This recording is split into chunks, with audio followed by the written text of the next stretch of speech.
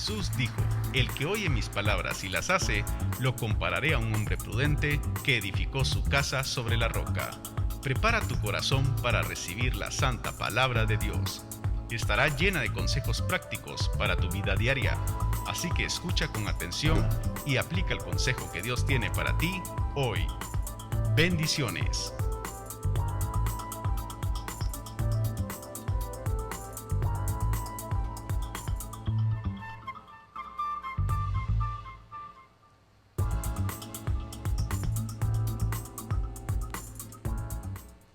Buenas tardes, amada iglesia, que el Señor le bendiga. Es para mí un placer, un gusto poder estar un domingo más aquí en el altar y sobre todo compartir con ustedes lo que el Señor ha puesto en mi corazón. Y antes de orar, nada más quisiera pedir que le demos la bienvenida a una parejita que nos acompaña por aquí. Atrás, pueden levantar su mano. Los estoy viendo desde aquí, ahí está, nuestros hermanos. Bienvenidos, que el Señor les bendiga y que se sientan en casa aquí acompañados de nosotros. Permítame orar para poder empezar nuestro tiempo de meditación. Señor, venimos delante de ti con gratitud por poder estar un domingo más en tu casa, por poder abrir tu palabra, Señor, y disponer nuestro corazón para escucharte, para que tú hables, Señor, a nuestras vidas y podamos ser retados, animados, Señor, a vivir una vida conforme a lo que tú deseas para nosotros, Señor. Ayúdanos a quitar toda distracción y a poder enfocarnos en lo que tú quieres enseñarnos esta mañana. Ayúdanos a poder ser honestos con nosotros, Señor, y poder darnos cuenta en dónde tenemos que cambiar y dónde debemos ajustar nuestra vida para poder darte la honra y la gloria a ti en todo lo que hacemos. Entregamos este tiempo, Señor, y pedimos que tú nos hables. Amén y amén. Un día un ateo caminaba por un camino y resbaló y cayó por un precipicio. Y mientras caía logró agarrarse de una y pensó: solo Dios puede salvarme ahora, pero nunca creí en Él.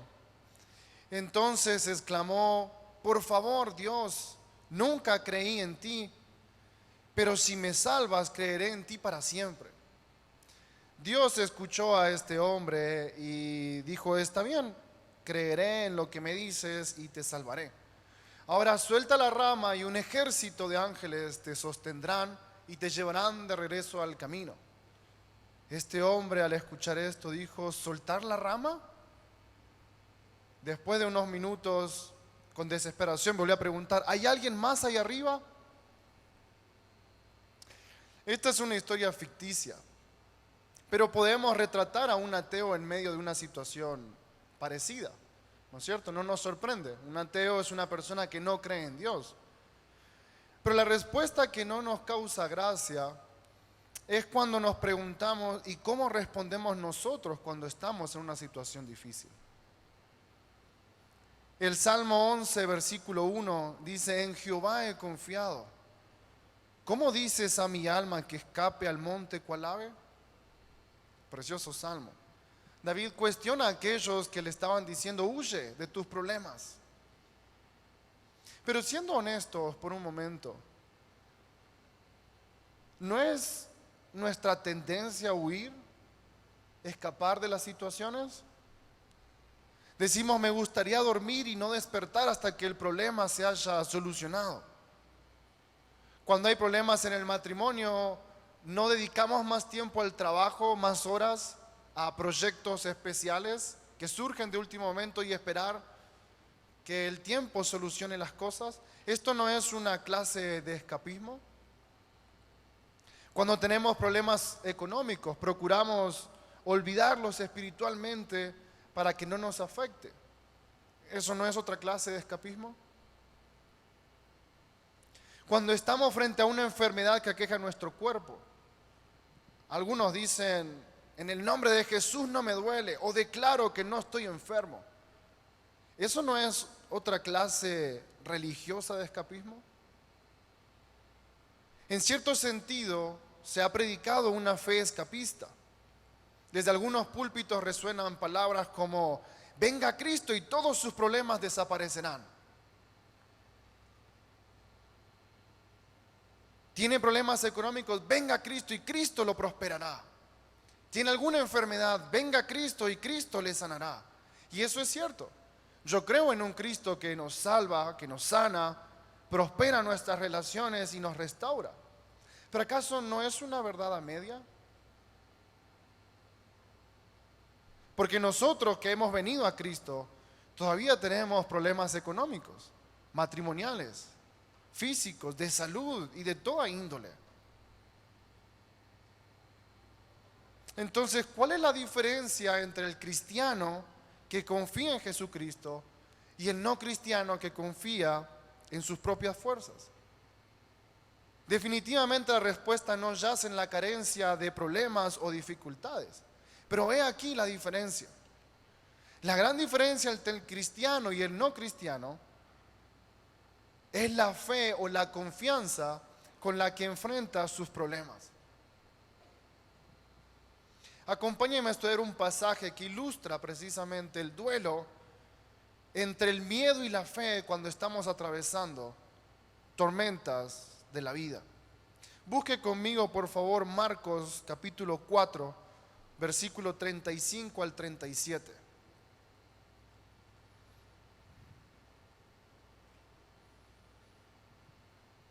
Cuando lo tiene puede ponerse de pie y lo vamos a leer juntos.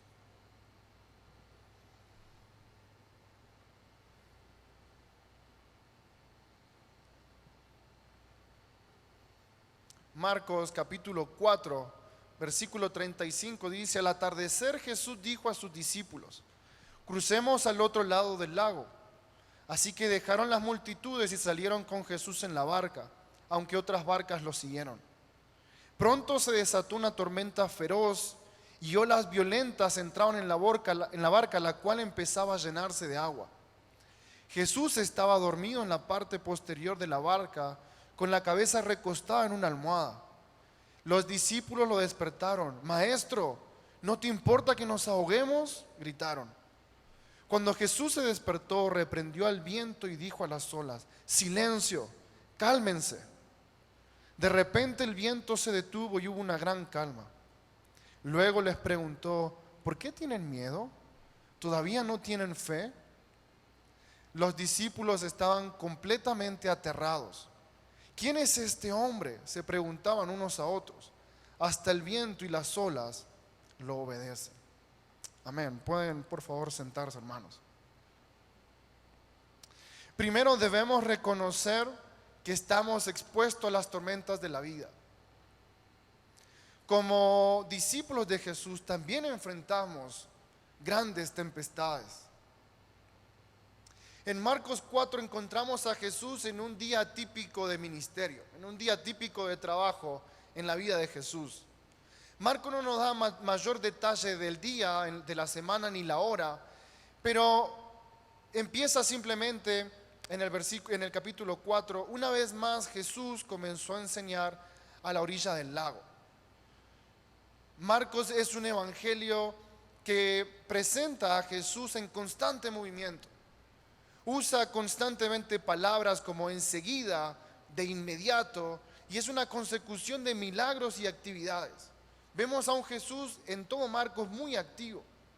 Y en Marcos 4 podemos encontrarlo a Jesús en por lo menos 3 momentos particulares.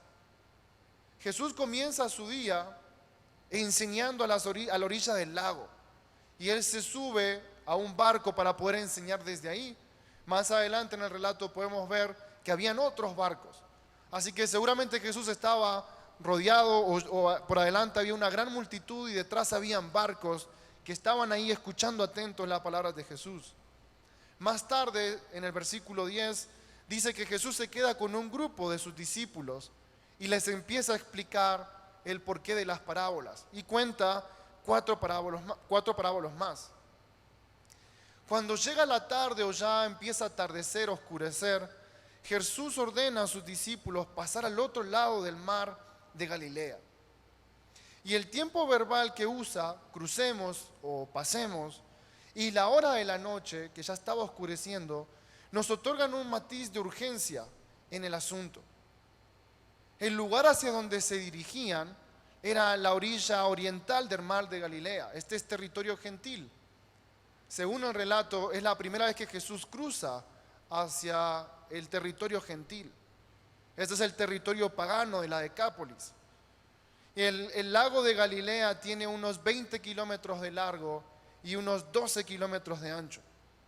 En esta parte en particular, de donde Jesús está con sus discípulos, hacia donde Él les dice a sus discípulos de ir, son más o menos unos 8 kilómetros los que le va a tomar cruzar el lago de Galilea.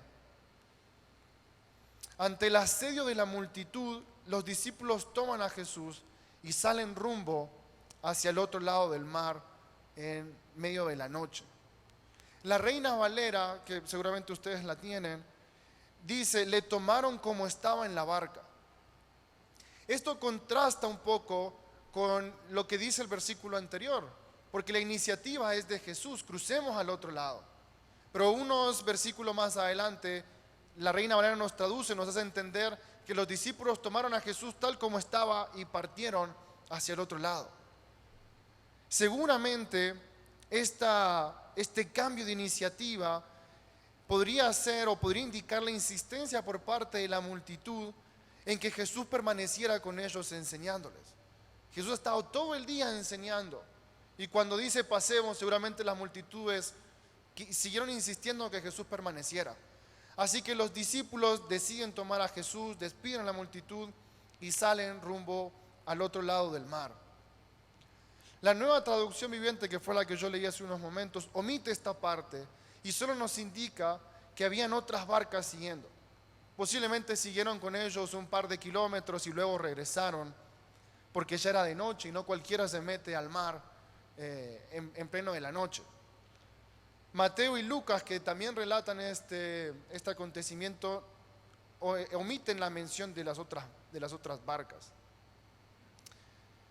En medio de la noche, cuando empiezan a remar, una gran tormenta se levanta de improviso y amenaza la seguridad de la barca que está en medio del mar de Galilea. El versículo 37 dice: pronto se desató. Inmediatamente se presenta una gran tormenta de viento que los alcanza cuando ellos ya están dentro del mar. Ahora, la región de Galilea era famosa por estas tormentas rápidas que se formaban. Era común sentir una atmósfera tranquila que se formaba durante el día, pero las corrientes frías que provenían del oeste rápidamente se convertían en torbellinos de aire que irrumpían en el mar a través de gargantas estrechas. La ubicación del mar de Galilea hacía propicio la formación de estas tormentas y vientos huracanados. Podría estar en calma total y de pronto, sin previo aviso, convertirse en un mar embravecido. Las olas podían llegar a medir hasta 9 metros de altura en una tormenta. La tormenta es real y es grande en extremo. El peligro es inminente. Las olas se lanzan contra la débil barca al punto de entrar en ella, lo cual provocaba que la barca fuera o empezara a llenarse de agua. La Reina Valera es mucho más rica en la descripción, pues traduce: ya se anegaba. Dicho de otra manera, las olas chocaban con la barca de modo que ésta se iba hundiendo. Permítame hacer una pausa en nuestro relato para hacernos una pregunta de aplicación. ¿Por qué la tormenta? ¿Por qué los discípulos tienen que atravesar esta tormenta? ¿Por qué de repente, en una noche tranquila, se levanta esta tormenta? Los discípulos se hallan en el medio del mar no porque habían pecado, sino todo lo contrario. Se hallan en el medio del mar porque habían obedecido el mandato del Señor. Si usted está pasando por una tormenta, no significa que esté en pecado. Escuchen bien, el hecho de que Jesucristo esté con nosotros no nos hace inmunes a las tormentas de la vida. Y aquí vuelve a resonar la pregunta que hacíamos al inicio. Si Cristo no me hace inmune a los problemas de la vida, ¿cuál es la diferencia entre el cristiano y el no cristiano?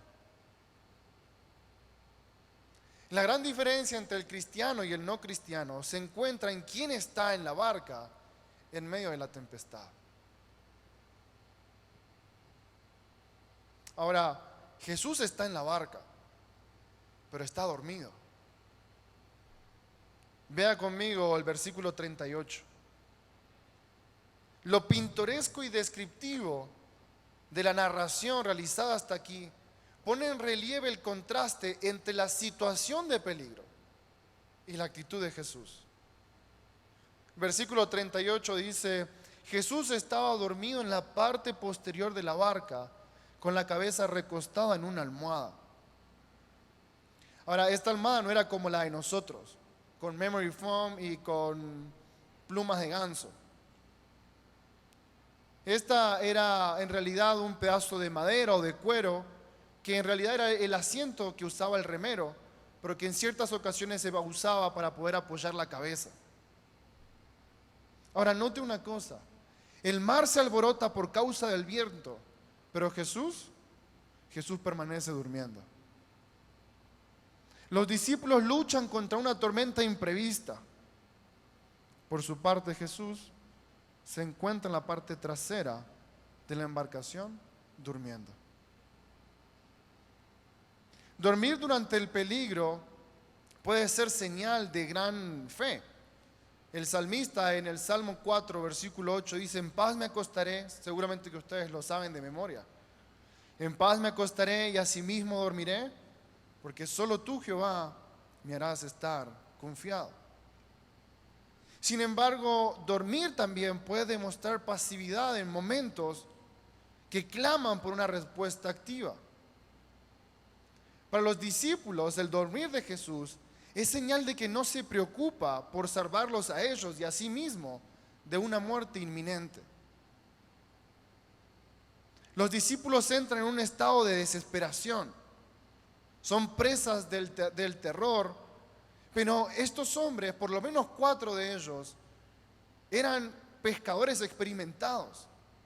Ya habían enfrentado seguramente tormentas parecidas. Sin embargo, esta tormenta es diferente y habían agotado todos sus recursos y maniobras, pero no lograban solucionar el problema. Están por hundirse, ya no tienen escapatoria.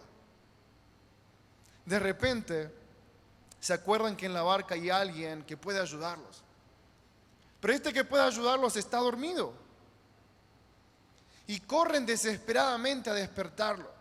La Nueva Versión de la Biblia española traduce que fueron a sacudirlo para que se despierte. ¿No le parece increíble? Pescadores experimentados en medio de una tormenta marítima pidiéndole ayuda a un carpintero.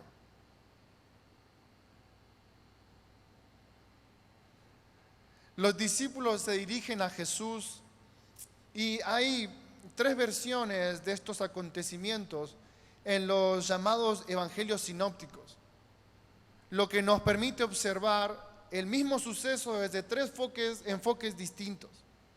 Además, permítame darle algunas distintas expresiones en distintas versiones de la Biblia en el idioma español.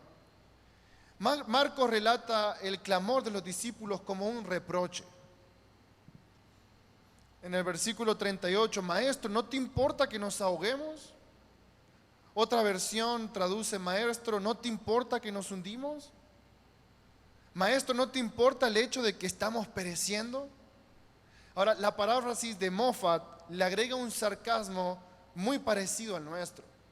Moffat tradujo: Maestro, nos estamos ahogando, no te importa mucho, ¿verdad? Maestro, ¿no te preocupa que estamos pereciendo? Lucas lo expresa de forma parecida, solo que suena como un aviso. Lucas en el capítulo 8, versículo 24: Maestro, maestro, que perecemos. Maestro, que nos hundimos. Un aviso. Ahora Mateo capítulo 8, versículo 25, lo traduce o lo resalta como una súplica ferviente. Señor, sálvanos, que perecemos. Auxilio, Señor, que nos hundimos. Siendo sincero, ¿puede verse usted reflejado en las palabras de estos discípulos? ¿No es acaso la forma como nos acercamos a Cristo a veces? A veces oramos con reproche o con preguntas absurdas como la de Marcos. Señor, ¿no te importa que mi matrimonio se está terminando? Señor, ¿no te importa mi situación económica? ¿O acaso no sabes que tengo problemas económicos? Otras veces nos acercamos como Lucas, solamente dándole un aviso. Señor, estoy mal. Y bueno, hice todo lo que pude, pero no puedo más con mi matrimonio, voy a terminarlo. O Señor, voy a tener que aceptar este soborno porque estoy mal económicamente. Pero qué bueno que existe otra forma de acercarnos al Señor, y es como Mateo lo relata. Aquí también hay miedo y terror, pero llegan a Cristo con una súplica reveladora. Auxilio, Señor, porque si no, perecemos. De todos modos, en los 3 evangelios se resalta la ausencia de fe por parte de los discípulos. Ahora vea conmigo un momento la respuesta de Jesús. Porque Jesús responde inmediatamente liberándolos del peligro. Jesús se despertó y actuó de inmediato. Dice el relato que Jesús reprendió al viento y dijo a las olas. No como una madre que quiere que sus hijos se separen cuando están peleando. Bueno, quietitos. Para hacer que la tempestad cese, reprende al viento y al mar como si se dirigiese a seres personales. ¡Silencio! ¡Cálmense!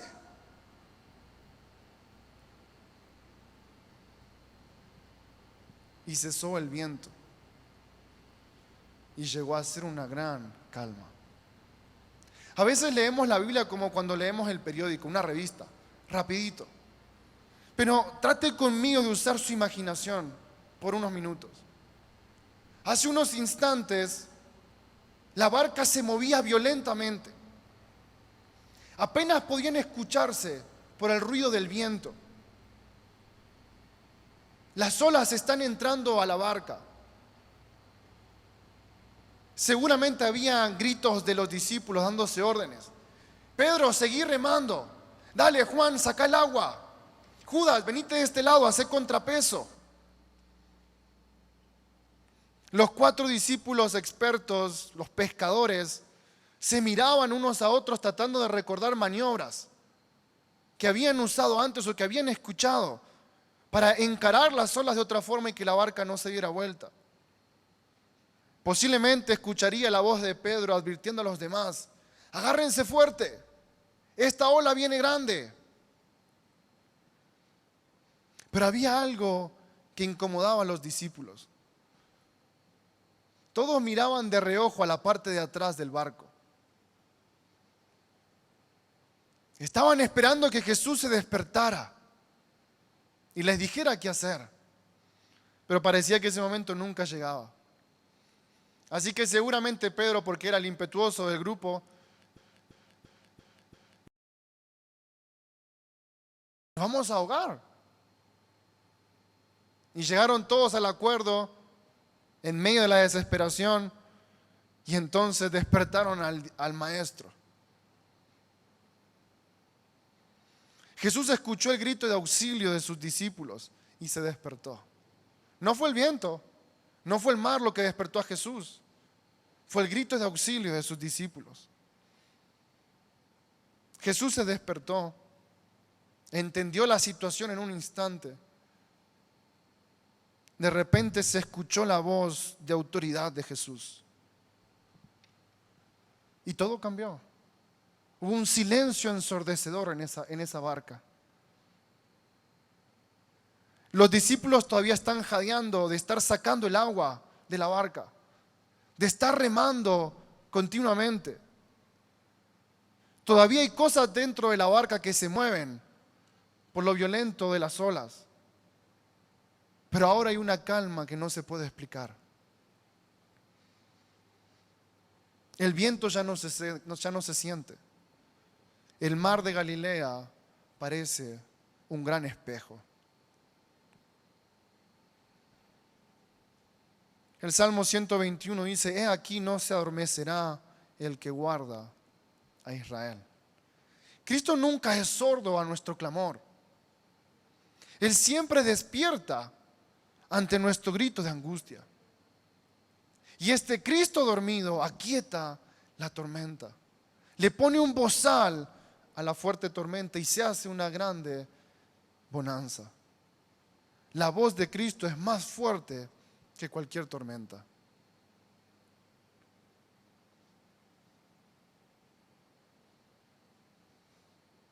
Una vez aquietada la tormenta, viene la enseñanza para los discípulos atemorizados. La enseñanza es esta: en lugar del temor, confiemos, porque un Cristo dormido tiene más poder que una tormenta despierta. Jesús se dirige a los suyos y le hace dos preguntas, reprochándole su cobardía y su incredulidad. Versículo 40. ¿Por qué tienen miedo? Esta pregunta alude a la reacción temerosa frente a la tempestad. Personalmente creo que esta no fue un grito de Jesús hacia los discípulos, más bien fue un susurro. No hacía falta gritar, ya tenía la atención de sus discípulos. Así que Jesús, con una voz suave, les dice: ¿por qué tienen miedo? En sus ojos no hay enojo, sino compasión. La segunda pregunta: ¿todavía no tienen fe? Esta pregunta indica la raíz del temor, manifestado en la falta de confianza hacia Jesús. Los discípulos no han actuado correctamente cuando en la necesidad imperante recurren al Maestro pensando solamente en sí mismos, lo que demuestra que no están dispuestos a correr el peligro juntamente con Jesús. Los discípulos fallan en la prueba de fe. Temían la tormenta y ahora temen a Jesús. Debían creer. Ellos habían oído a Jesús enseñar y lo habían visto obrar milagros. Sin embargo, en esta ocasión el temor les gana sobre la fe. Los discípulos siguen absortos por el milagro acontecido. Lea conmigo el versículo 41. Los discípulos estaban completamente aterrados, ya no a la tormenta, sino a este Jesús que es más poderoso que cualquier tormenta. La reacción de los discípulos es increíble. Se decían unos a otros: ¿quién es este hombre? Hasta el viento y el mar le obedecen. ¿Sabe? Esta no es la primera vez que esta reacción aparece en el libro de Marcos. La primera aparece en el capítulo 1, versículo 27. Y es la reacción de los líderes de la sinagoga al ver la autoridad con la que Jesús echa fuera un demonio. Y dicen: ¿qué clase de enseñanza es esta? ¿Qué autoridad tiene este hombre? Los discípulos dicen lo mismo. ¿Quién es este hombre que hasta el viento y las olas le obedecen? El relato termina ahí y la respuesta queda en nuestro corazón. La única respuesta a esta pregunta es: solo Dios tiene potestad sobre los mares y la tormenta. Busque conmigo el Salmo 107.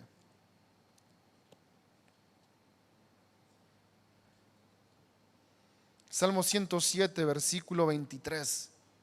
Este es un salmo profético de la liberación de Dios en distintas circunstancias de la vida.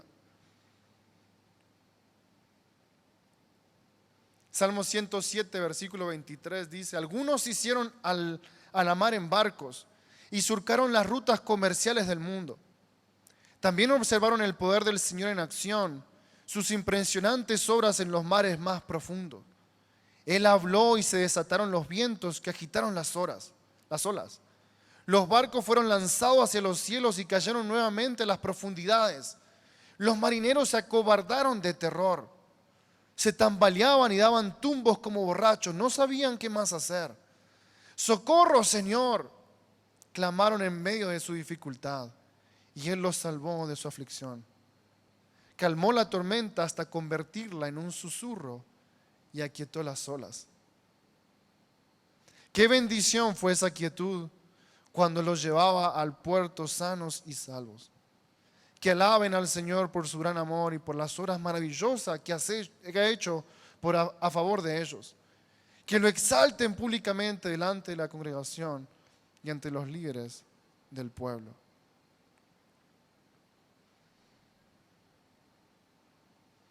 No sé cuál es su condición esta mañana. No sé cuál es su tormenta esta mañana. Pero sí puedo recordarle que en medio de la tormenta que estamos atravesando, podemos confiar que en nuestra barca viaja Jesús, el Hijo de Dios. Que aún el viento y el mar le obedecen. No importa cuán grandes sean las olas que acechen su barca. No importa cuán duro golpee el viento, cuánta agua haya entrado en su barca. No tema, Jesús está en su barca. Y un Cristo dormido es más poderoso que una tormenta despierta. En vez de huir, acérquese a Dios con fe. Los discípulos le increparon a Jesús y demostraron que no confiaban en el poder de Él. Los discípulos olvidaron que en la barca estaba Dios mismo y que Él iba a cumplir su propósito. Él no iba a permitir que sus vidas terminaran, pues Dios iba a cumplir el propósito en ellos. De la misma manera nosotros podemos descansar, que Dios cumplirá su propósito en nuestras vidas. Esta tormenta no va a acabar con nosotros. Mientras Jesús esté en la barca, podemos estar seguros. En una ocasión nos encontrábamos con mi familia paseando en Izabal, Río Dulce. Un amigo de mi papá nos invitó a pasar un par de días en una casa que él tenía ahí. Y fuimos mi familia, este amigo y su hijo. Y una mañana el hijo tenía un amigo que tenía unas motos de agua. Y dijo, vamos a buscarlas para que podamos andar en el río. Y decidimos ir los cuatro, el amigo de mi papá, su hijo, mi papá y yo. Viajamos casi 40 minutos, entramos al lago de Izabal. Y cuando llegamos, después de 40 minutos de viaje, nos dijeron que las motos estaban en reparación. Así que tuvimos que regresar sin las motos. Cuando llevábamos unos 20 minutos en el lago de Izabal, la barca se paró, la lancha, no la barca. Resulta que este amigo de mi papá no había revisado la gasolina y nos habíamos quedado sin gasolina en medio del lago.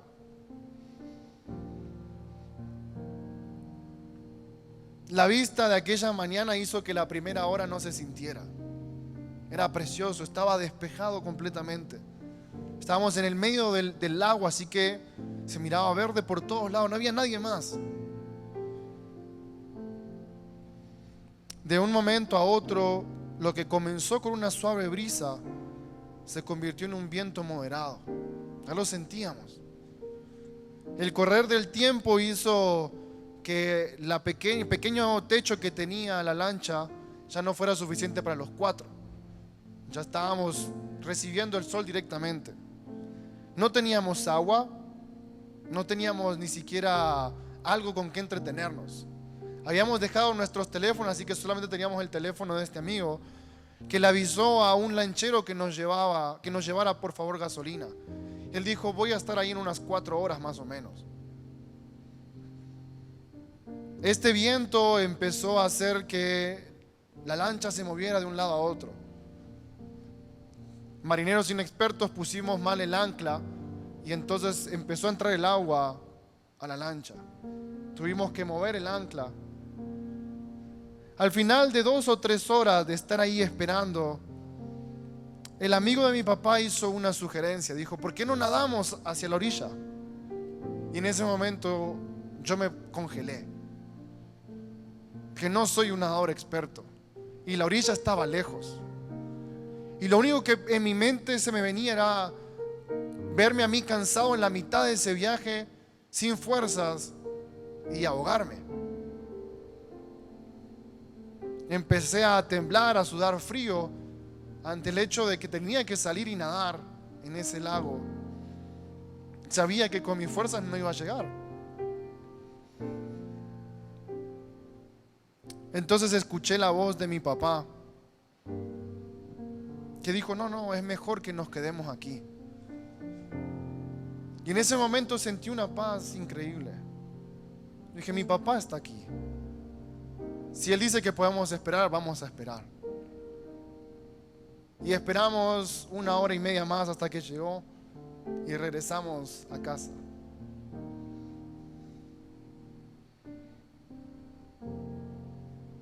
Cuando estamos en medio de la tormenta, las olas producen temor. El viento nos produce ansiedad. El agua entrando en la barca nos aterra. Lo lejos que estamos de la orilla nos recuerda nuestras limitaciones. Ya lo hemos intentado todo. Nuestros ojos solo pueden ver lo grande de nuestra tormenta. Pero esta mañana le invito a que usted voltee su mirada a su barco. Ahí está Jesús. Él está en su barca. Usted puede escuchar su voz de autoridad calmando la tormenta. Y cuando llegue la calma, escuchará una dulce voz que le recordará su amor eterno por usted. Este es un buen momento para acercarnos a Dios, reconocer que hemos luchado con nuestras propias fuerzas, que hemos querido atravesar la tormenta remando con nuestras fuerzas.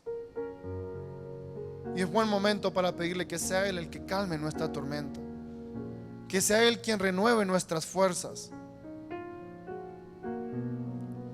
Ahora, si usted está atravesando una tormenta y al mirar en su barca no está Jesús, este es un buen momento para pedirle que entre en su corazón. Él no lo hará inmune a los problemas.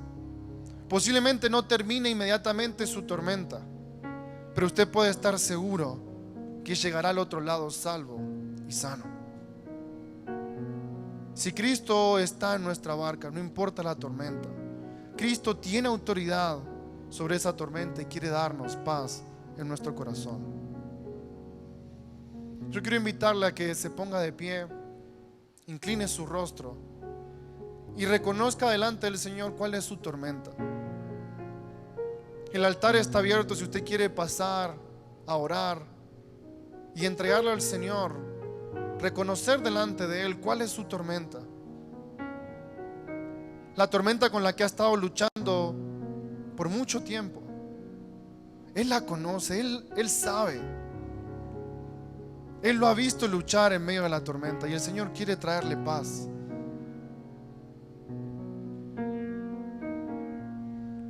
El Señor quiere calmar su tormenta.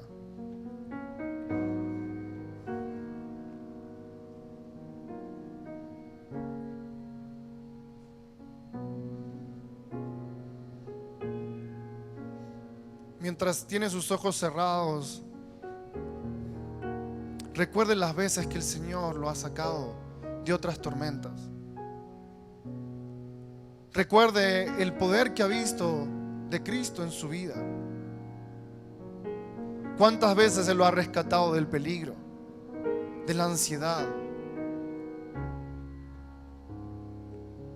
Reconoce que necesita de Él.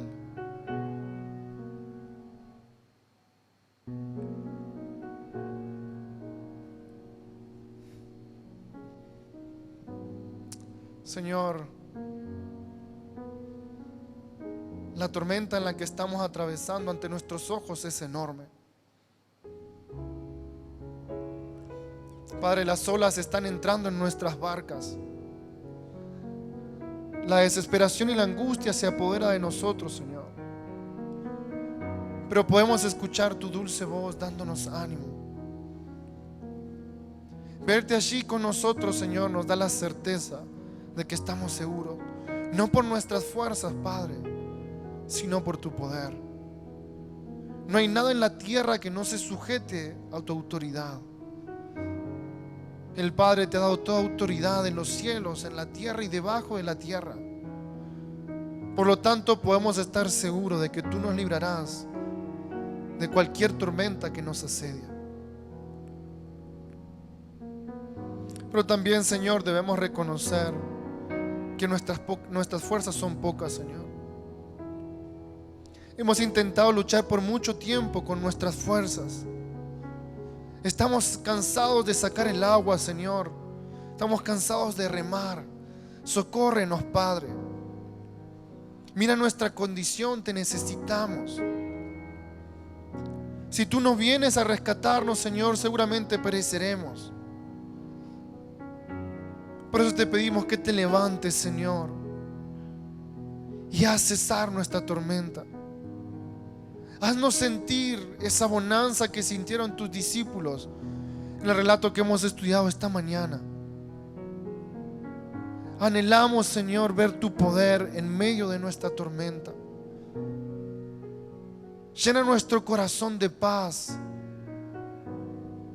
Llena nuestro corazón de gozo, Señor. Llena nuestro espíritu de esa certeza de que tú estás en medio de nosotros. Anhelamos, Señor, ver tu poder en nuestra tormenta, Señor. Confiamos en ti, buen Señor. Confiamos en tu poder, en tu bendita misericordia que está expectante con sus brazos abiertos para abrazarnos. Y confiamos en tu amor inagotable. Abre, Señor, nuestros ojos para que podamos verte en medio de la tormenta. Renueva nuestras fuerzas, Señor. Seca nuestras lágrimas. Trae el alivio que tanto anhelamos, Señor. Trae la sanidad que estamos esperando. Trae, Señor, la prosperidad por la que oramos, pero que sea conforme a tu voluntad, Señor. Danos la fuerza para seguir luchando, Señor.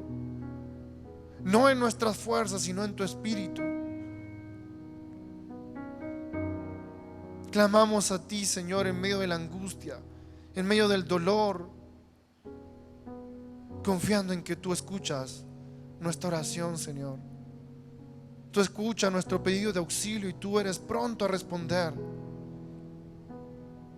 Ayúdanos a verte claramente en nuestra vida, Señor, y que podamos descansar sabiendo que tú estás con nosotros.